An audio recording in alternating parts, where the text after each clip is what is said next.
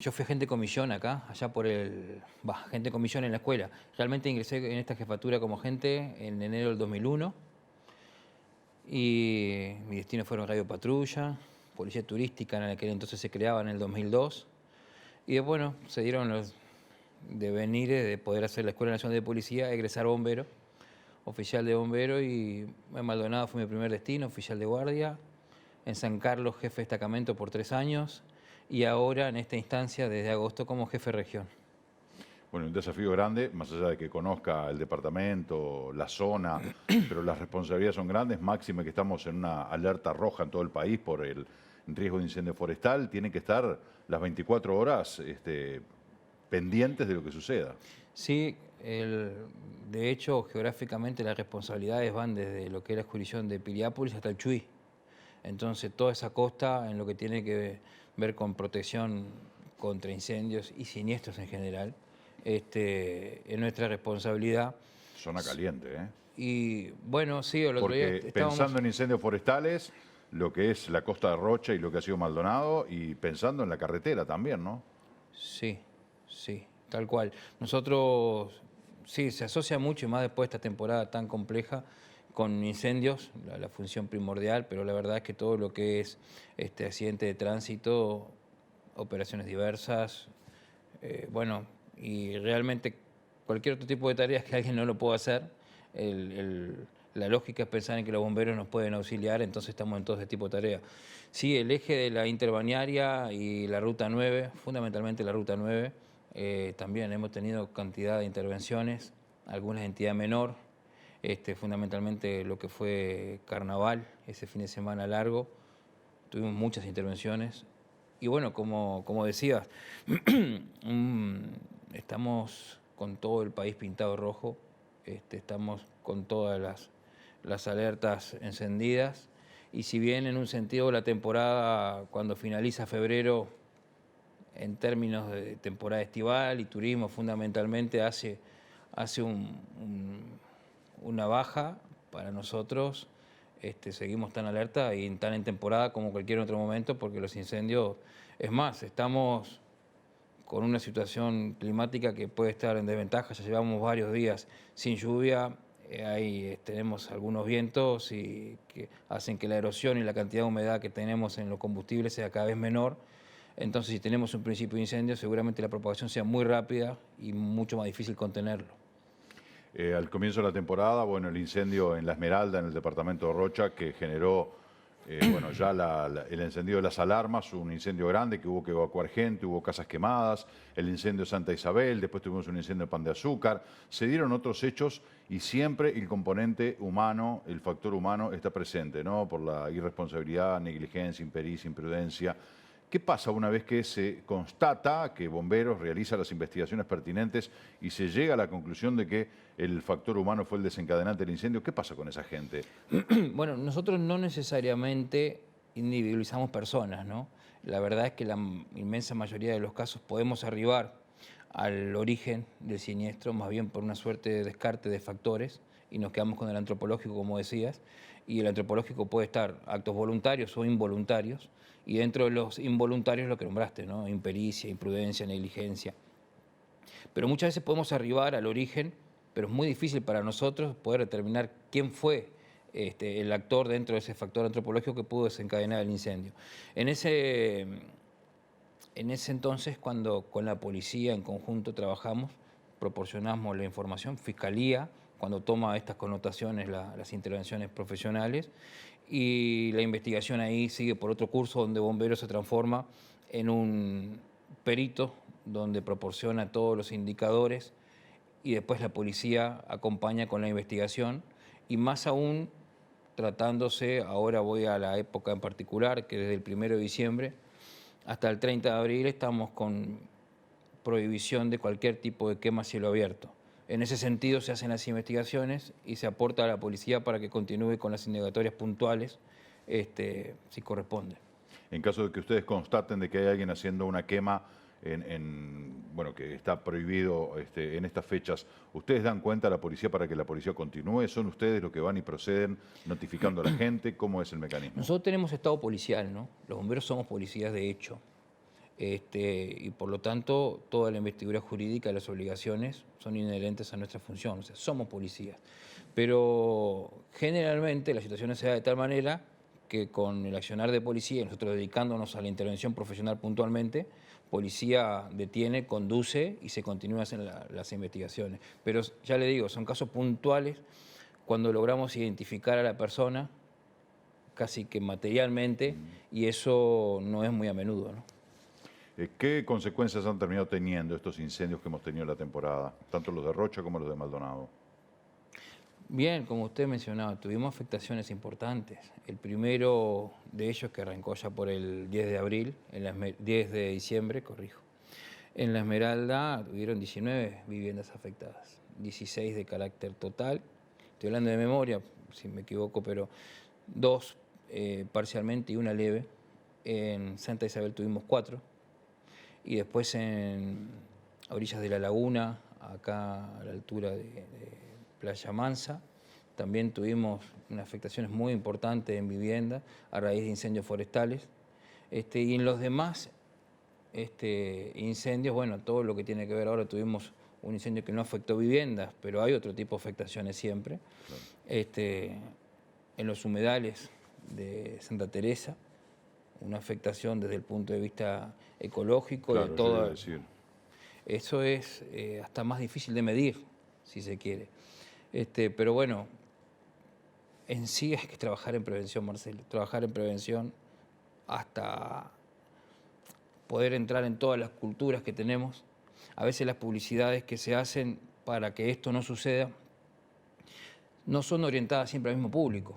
Entonces ahí tenemos alguna dificultad mayor, porque quien escucha determinados medios de prensa o quien está más ávido de determinada comunicación y determinado concepto que queremos transmitir, generalmente no va tan ligado, por ejemplo, con otras prácticas que tenemos, prácticas agrícolas, prácticas de profilaxis de campo, de hacer campo, como se dice, y generalmente no llega a la misma cultura esa prevención, y después tenemos grandes incendios que se originan de esa manera. De repente es más difícil hacer prevención cuando se trabaja con la gente, ¿no? Que la gente entienda y que asuma, que se apropie de esa prevención, porque de repente se puede hacer prevención en lugares donde, bueno, hay material altamente inflamable después de tormentas, después de podas que han quedado, troncos, árboles, ramas, que de repente decir, bueno, muchachos, vamos a limpiar acá para prevenir de que no haya un incendio. Con la gente es más difícil, ¿no? Porque hay que lograr que la gente entienda y tome conciencia de lo que significa trabajar en prevención. Todo lo que es cultura siempre toma mucho tiempo. Y más allá de que en una determinada charla se pueda demostrar objetiva y empíricamente de lo que se está hablando, la cultura demanda mucho más tiempo, es un tema de educación, entonces generalmente en esas situaciones la corremos atrás. Tenemos que tener, o generalmente sucede así, ojalá que no sea nuestra realidad, eventos adversos de gran magnitud para advertir en qué posición estamos y empezar a cambiar conductas. Pero eso nos pasa en todo orden, ¿no? Los incendios forestales y el riesgo que tiene para toda esta zona de interfase, donde está muy poblada, es muy evidente, pero en general toda la cultura de prevención tiene que ver con la misma predisposición que tenemos a usar equipos de protección, a usar el casco, a usar el cinturón de seguridad. Entonces, realmente es una arista de todo otro contexto, el trabajar en general cultura de prevención para que estas cosas no sucedan.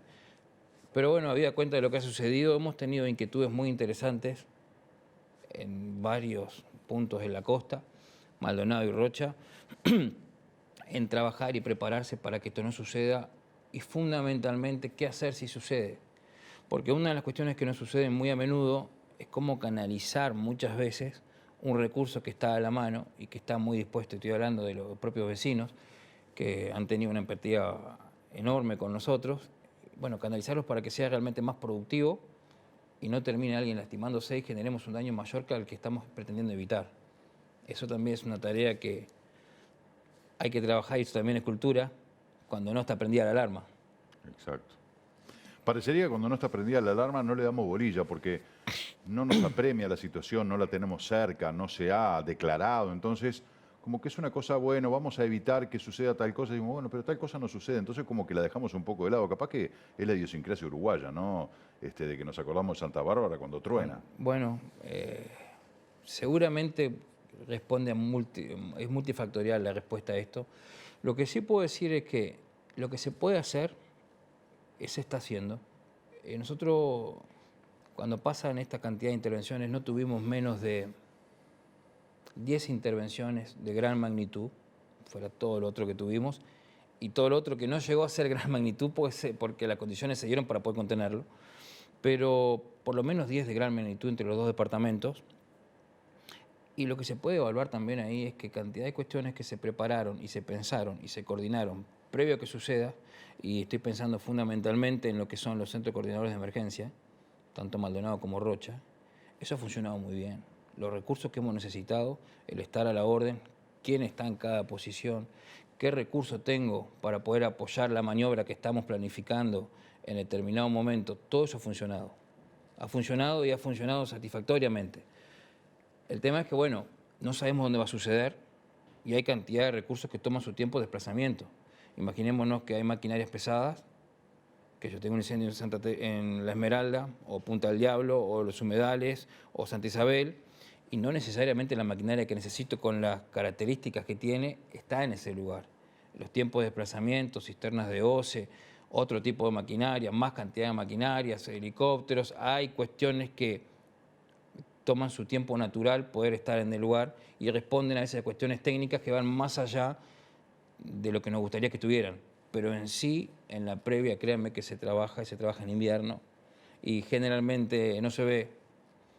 Pero el tema es que el día que están los incendios, los recursos de todo lo que es SECOE y lo que integra los miembros permanentes y lo que no lo son, han estado presentes, han estado muy presentes. Ya que lo menciona, ¿cómo estamos de recursos en materia de prevención y combate de incendios?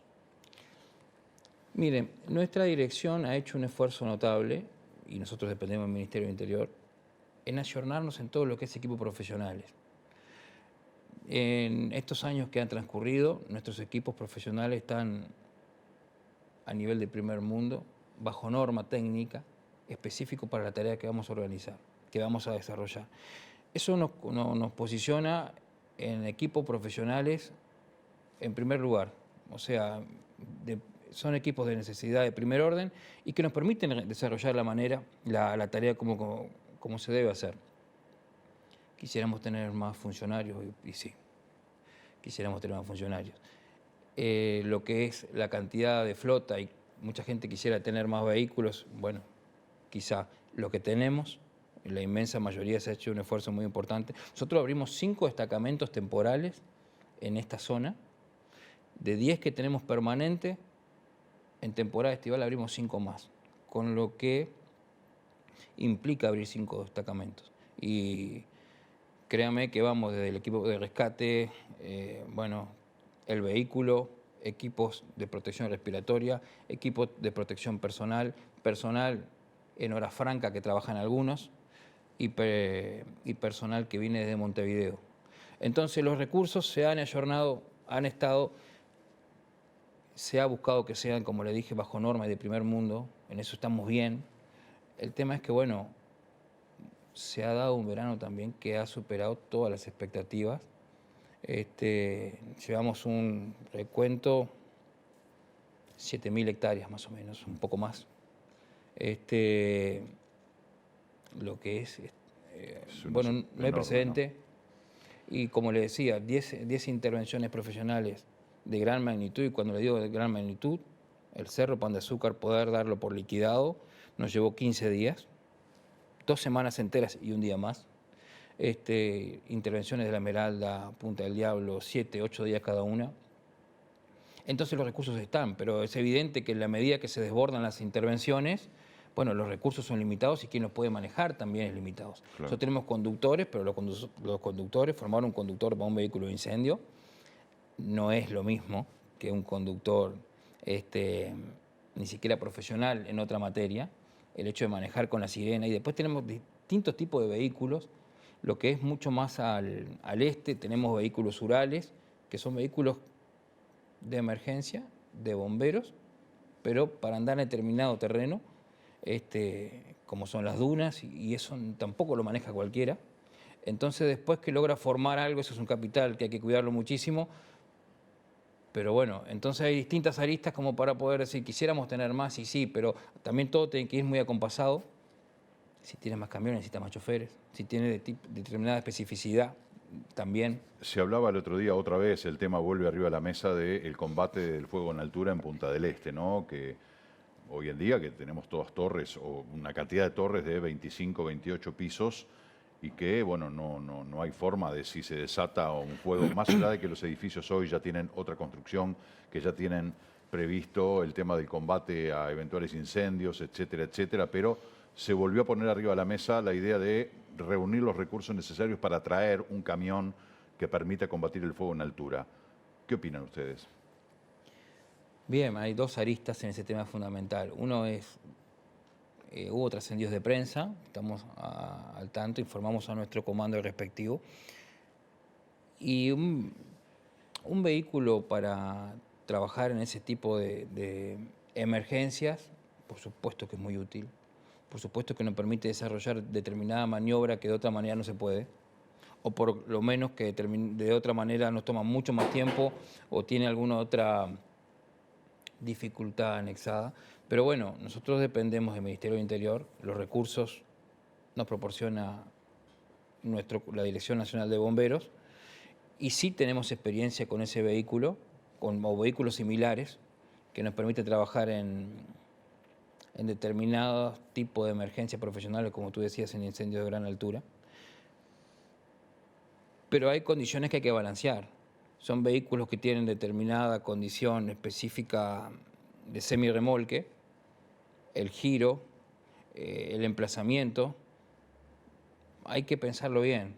Para que tenga una idea, el Bronto Skylife que tenemos hoy por hoy, que está en el Cuartel Centenario, el más grande. Hicieron pruebas en Punta del Este hace muchos años. Primero que demora, no sé, 4 o 5 horas en llegar de Montevideo a Punta del Este, ¿no? Punto uno. Lo habían traído una temporada y hacía base acá. Hicieron demostraciones, me acuerdo, cuando todavía era el Hotel Conrad, y era realmente fabuloso, ¿no? Pero, claro, todo el tema del desplazamiento y la maniobrabilidad y el lugar donde instalarlo. Hay que estudiarlo bien. Por supuesto que nos da ventajas extraordinarias en determinado tipo de intervenciones. Claro. Pero también es cierto que en determinados lugares ni entra, no gira. Usted imagina Ciudad Vieja, Pocitos, y aunque fuera útil, no tiene cómo llegar. Claro.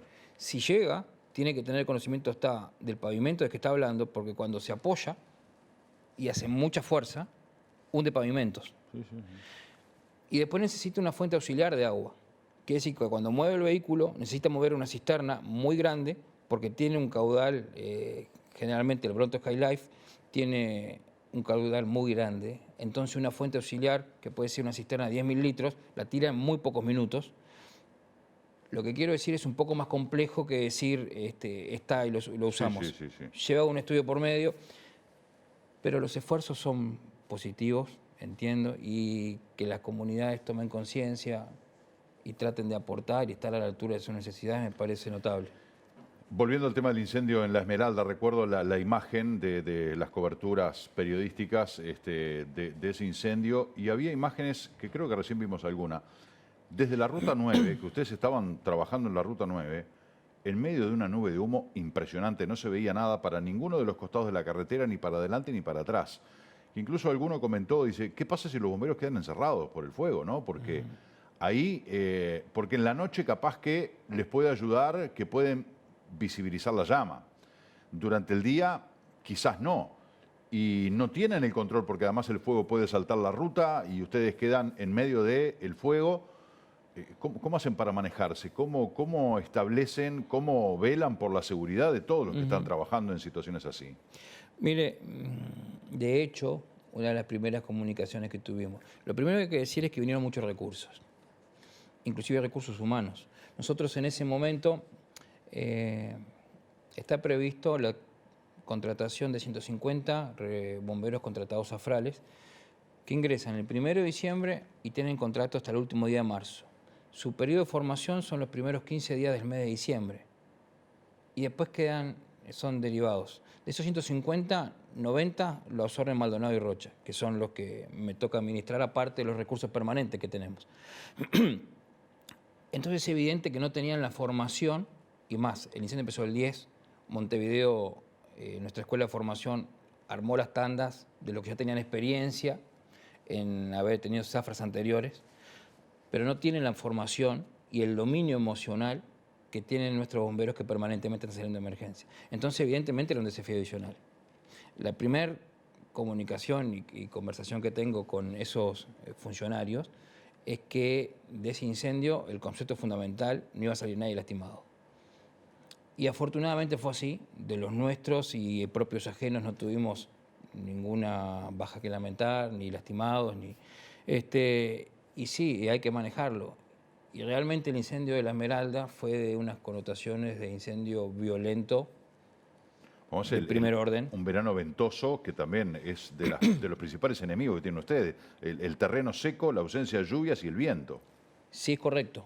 Eso, todos son indicadores y características que van en contra. Esta imagen es muy sintomática, ¿no?, de unas casas destruidas en el incendio de la Esmeralda. Sí, en esa noche hacíamos un radio de 360 grados y era 360 grados de incendio en lo que era la Esmeralda.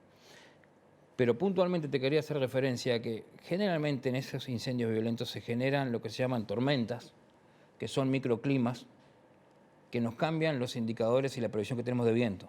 Entonces podemos hacer determinada planificación de avance y propagación, pero en determinado punto que tú mencionabas, cambian las condiciones por voluntad propia del incendio, por decirlo de alguna manera, y el viento sopla en dirección distinta, la propagación es distinta, y ahí hay que tener mucho cuidado, porque si bien estamos combatiendo y tratando de que el daño sea el menor posible, protegiendo los bienes de las personas, las vidas mismas, bueno, por supuesto que estamos permanentemente atentos y comunicados, y nuestros oficiales y personal a cargo, con que nuestra vía de evacuación siempre debe estar permeable y segura.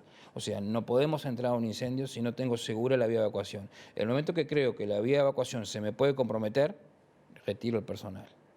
Y bueno, con eso y una cantidad de otros factores que van jugando en el momento que se van desarrollando las cosas, es que se trabaja y se ha trabajado. Y te digo, afortunadamente el incendio más violento fue el de la Esmeralda, quizá el más trabajoso fue el de Pan de Azúcar, pero y no tuvimos nadie lastimado. Y en ese momento desde Montevideo primero vinieron 60 zafrales y después, si no me equivoco, 40 más. O sea, solo de personal zafral en primera instancia teníamos 100 personas más. Sí, más todo el resto, ¿no? Tanto en Pan de Azúcar como en la Esmeralda, 140 y algo entre propios ajenos. Lo que es algo muy difícil de manejar, ¿no? Porque te está trabajando el incendio, pero la logística de poder tener toda esa gente a tiro y en condiciones es muy demandante.